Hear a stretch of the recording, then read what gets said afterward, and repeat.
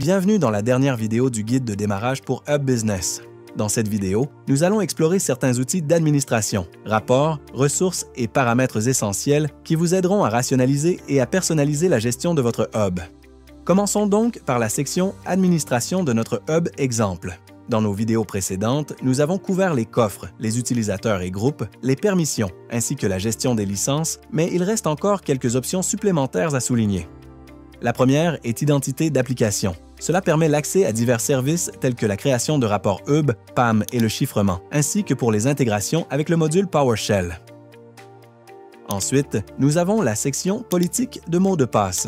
C'est un excellent endroit où vous pouvez personnaliser les règles par défaut des mots de passe et même des phrases secrètes que vous souhaitez appliquer aux entrées de votre Hub.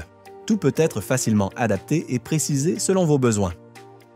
Dans la section Paramètres système, vous pouvez configurer différentes options personnalisées, contrôler la façon dont le Hub interagit avec les outils externes et même ajuster les politiques de base.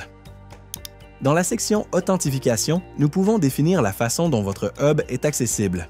Hub prend en charge l'authentification unique SSO via Okta et Entra-ID Active Directory. Cela signifie qu'au lieu d'utiliser un compte d'évolution pour se connecter au Hub, l'utilisateur sera d'abord redirigé vers un écran d'authentification Microsoft avant d'accéder à son Hub.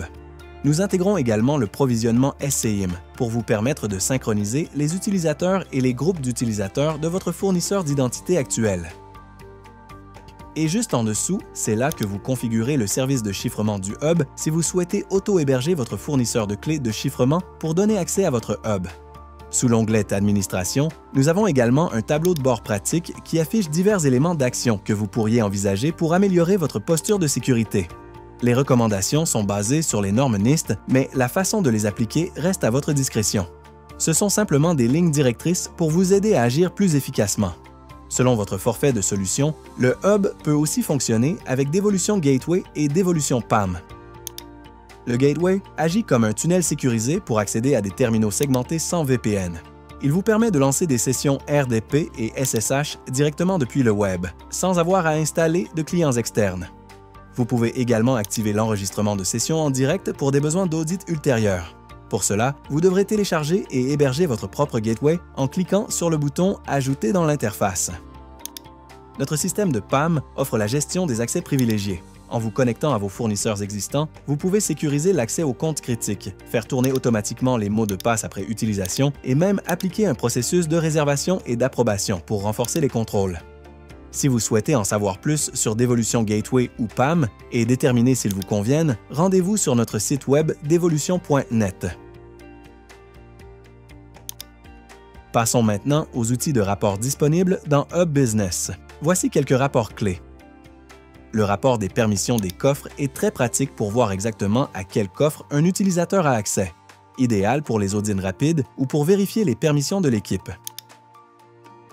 L'analyseur de mots de passe identifie les mots de passe faibles, réutilisés ou obsolètes dans le Hub.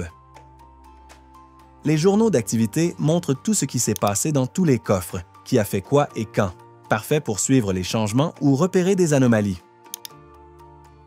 Et aussi, les rapports d'activité utilisateur se concentrent sur un utilisateur spécifique et montrent toutes ses actions ainsi que les applications utilisées.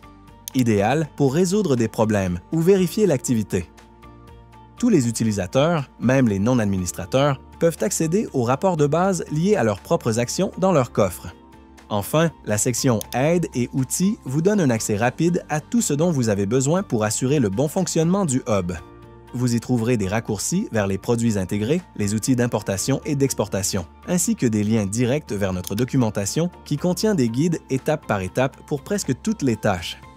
N'oubliez pas de visiter le forum d'Evolution. C'est un excellent endroit pour échanger avec d'autres utilisateurs de Hub Business, poser des questions et même obtenir des conseils directement de nos développeurs, responsables produits et équipes de support. Et voilà! Vous avez suivi toute la série et appris les bases pour vous lancer et gérer Hub Business comme un pro. À vous de jouer maintenant. Dites-nous comment ça se passe. Nous sommes là pour vous accompagner à chaque étape. Merci d'avoir regardé.